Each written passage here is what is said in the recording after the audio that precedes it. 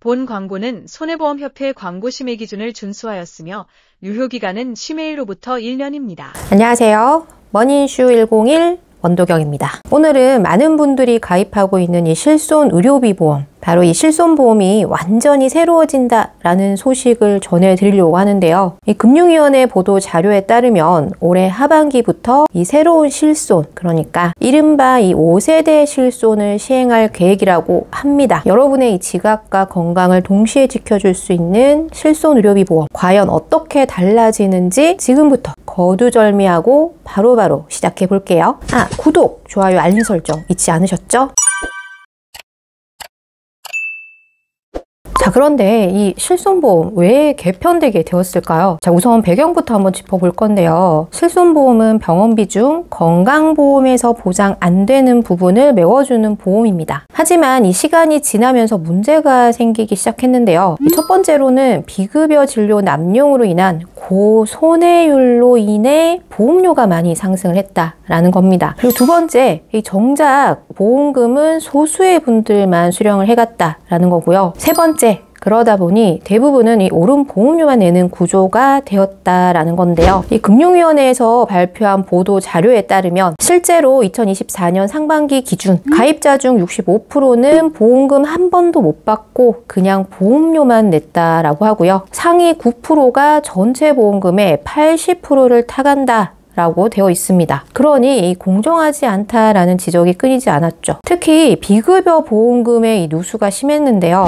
17년부터 23년까지 이 6년간 비급여 보험금이 약 70%가 증가하였습니다. 사실 실손보험만 믿고 무분별한 비급여 치료 사용을 부추긴 병원들이 좀 알게 모르게 많이 있었죠. 그래서 실손이 일부 병원들 배불리기만 한 거 아니냐라는 지적도 있었습니다. 결국은 소수의 사람들 때문에 다수가 피해를 보는 것 같다라는 생각도 드는데요. 거기다 이 금융위원회 보도 자료에 따르면 의료 인력 쏠림 현상까지 발생을 했다고 하는데요. 그러니까 비급여 치료가 많은 과로 의사가 몰린다라는 얘기죠. 24년 레지던트 1년차 지원율을 보면요. 안과, 재활의학과, 그리고 정형외과의 비율이 굉장히 높다라는 걸 알 수 있습니다. 이건 뭐 실손이 의사분들을 먹여 살린 건가요? 라는 생각까지 개인적으로 드는데요. 그래서 이 실손보험은 개혁이 필요하다라는 금융당국의 판단이 있었던 것 같습니다. 자, 그래서 과연 어떻게 바뀌는 건가요? 네, 이 금융위원회 보도 자료에 따르면 실손보험을 보편적 의료비, 그러니까 급여 의료비와 중증 환자 중심으로 적정 보장하도록 개편하여 낮은 보험료로 정말 필요할 때 도움이 되는 이 보험 상품으로 전환하겠다라고 하였습니다. 과연 정말 그렇게 바뀌는 건지, 어떻게 바뀌는지 내용을 자세히 들여다봐야겠죠. 자, 이 5세대 실손은 급여 치료비와 비급여 치료를 구분하여서 보장 내용을 달리 운영하게 되었는데요. 그럼 이 급여 치료비와 비급여 치료비 각각 보장 내용을 들여다 볼 겁니다. 자, 먼저 이 급여 치료비 보장 어떻게 되나요? 자, 이 급여 치료란 건강보험이 적용되는 진료를 말하는데요. 입원 치료 시와 외래, 이 통원 치료 시로 나뉘어서 보상 내용이 각각 좀 다릅니다. 먼저 입원 치료 시는 중증 질환이 좀 많고 남용 가능성이 적다라고 판단돼요. 종전처럼 자기 부담률을 20% 그대로 유지를 하기로 했습니다. 예를 들어서 수술로 인해서 입원 치료를 하게 되었는데 급여 치료로 총 비용이 한 1,000만 원 정도 발생을 했다면 본인 부담이 20%니까 200만 원만 부담하시면 되는 거고 실손보험에서 800만 원은 보상을 해준다라는 거죠. 그리고 이 외래 치료 시는 건강보험 본인 부담제 정책 효과 제고를 위해서 건강보험 본인 부담률과 연동을 하겠다라고 하였는데요. 이 건강보험 본인 부담제 정책 효과는 뭐냐는 뒤에서 예시를 들어 설명을 드릴 겁니다. 자, 그래서 이 외래 통원 시는 자기 부담률 20%, 그리고 건강보험 본인 부담률과 병의원 10,000원, 종합병원 상급병원 20,000원 중 큰 금액을 부담하게 부담하게 되는 겁니다. 이 정리를 하자면 최저 부담률은 20%인 거고요. 이 건강보험의 본인 부담률이 높은 진료는 연동되어서 적용이 되어진다라는 거죠. 그러니까 한마디로 20%보다 본인 부담률이 더 높아질 수 있다라는 겁니다. 예를 들어서 설명을 드리자면 이 경증 환자가 상급병원 응급실을 이용을 하게 되면 현재 이 건강보험 본인 부담률이 90%로 인상이 되었습니다. 그러니까 경증 환자분이 상급병원 응급실 이용하면 현재 이제 건강보험공단에 적용받는 본인 부담률이 90%라는 거죠. 건강보험에서 10%만 적용을 해준다라는 얘기입니다. 그럼 실손에서도 연동되어 자기 부담률이 90%로 높아진다라는 얘기죠. 병원비가 20만 원이 나왔다면 실손에서 2만 원만 지급된다라는 겁니다. 이거 뭔가 안 좋아진 것 같죠?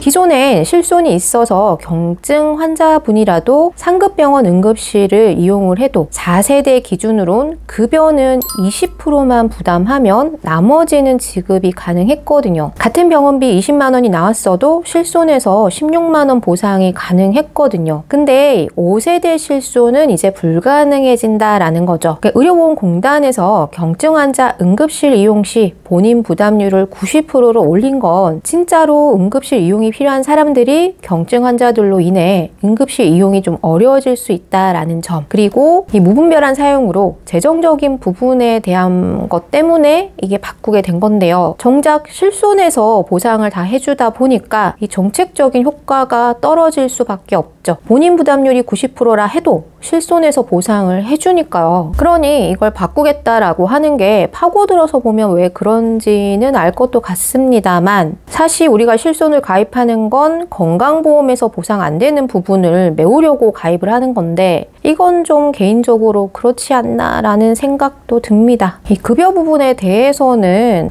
종전처럼 좀 유지를 해주는 게 맞지 않나라는 생각이 들지만 이건 뭐 제 개인적인 생각이고요. 이 결론은 이 종전 실손보다는 안 좋아진 건 맞습니다. 그러나 이 좋아진 점도 있는데요. 이 5세대 실손부터는 임신 출산 시에도 이 보상이 가능해졌습니다. 그동안은 임신 출산 관련 진료는 실손에서 아예 보상되지 않았는데요. 이 5세대 실손부터는 임신 출산 관련하여 급여 부분에 대해서는 실손에서 보상을 해주겠다라고 하였습니다. 그러니까 임신 출산 관련하여서 의료보험 적용이 되는 건 실손에서도 보상이 가능하다라는 얘기죠. 저출생 시대에 도움이 좀 되고자 한 것 같은데요. 뭐 좋아지는 게 있긴 있어야죠. 자, 그리고 이 중요한 게 비급여 치료죠. 비급여 치료는 선택 가입이 가능해진다라고 하는데요. 이 5세대 실손의 비급여 진료는 중증 비급여 특약 1과 비중증 비급여 특약 2로 나뉘어서 운영되게 됩니다. 먼저 이 중증 비급여 특약 1부터 볼 건데요. 이 중증 비급여는 뭐냐? 암, 심장질환, 희귀 난치성 질환 등과 같은 이 건강보험 산정특례 대상 질환이 여기에 해당하게 됩니다. 이번 치료 시에는 연 5천만 원 한도로 보장을 해주고요. 자기 부담률은 30%로 4세대 실손과 동일합니다. 그리고 이 외래 치료는 회당 20만 원 한도, 자기 부담금 30%, 그리고 3만 원 중 큰 금액을 부담을 하게 됩니다. 이것도 4세대 실손과 종전 동일합니다. 그런데 이번 시 자기부담률 30%라고 얘기 드렸는데요. 여기에 연간 자기부담금 상한 500만 원을 신설을 했습니다. 이 4세대 실손은 비급여에 대한 자기부담금 상한이 없었는데요. 5세대 실손은 자기부담금 상한선을 두겠다라는 거죠. 예를 들어서 암 치료 중 고가 비급여 수술이나 치료를 하게 되어 총 3천만 원 정도의 병원비가 발생을 하였다면 자기부담금 30%니까 내가 부담해야 되는 금액이 900만 원이 되지만 본인 부담 최대 500만 원까지만 상한을 두겠다라고 하였기 때문에 이 500만 원까지만 부담하면 된다라는 거죠. 그럼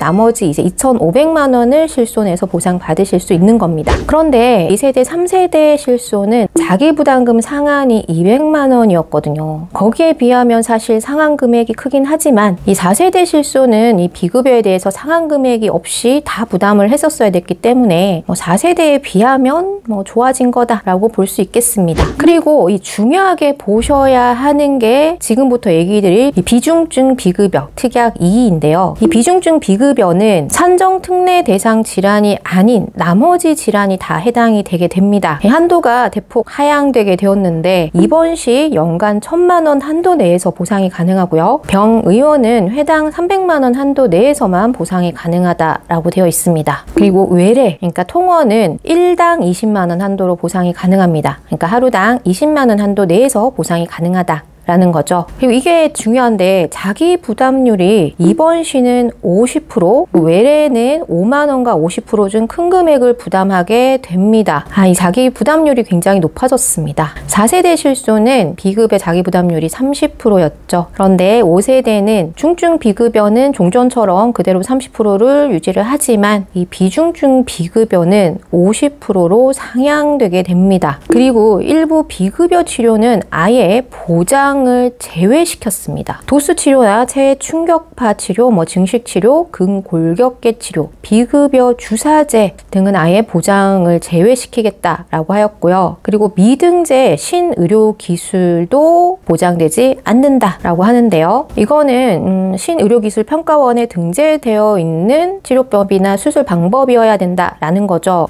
그래서 이 비급여 치료는 이제 보상 안 되는 것들이 많아지겠구나 싶은데요. 크지 않은 이 작은 질병들 치료들은 그럴 수 있다라고 쳐도 허리 디스크나 협착 수술을 한다든지 연세 드신 분들 좀 많이 하시는 무릎 수술 같은 이런 기타 등들 수술들도 많잖아요. 근데 이제는 좀 비급여 수술은 하기 어려울 수 있겠다라는 생각이 듭니다. 예를 들어서 요추의 협착으로 비급여 수술을 시행을 했다. 라고 하면 이 신의료기술 평가원에 등재되어 있는 수술이라면 보상이 가능하겠죠. 근데 이 수술비가 한 800만 원이 나왔다라고 가정을 하면 본인 부담률이 50%니까 400만 원을 내가 내야 합니다. 그럼 실손에서 400만 원만 보상이 가능하겠죠. 아니 50% 보상 가능한 것도 어디냐? 라고 할 수 있겠지만 개인적으로 50% 부담은 좀 많은 것 같다라는 생각도 드는데요. 사실 자기 부담률이 한 30%만 되어도 이 비급여 수술은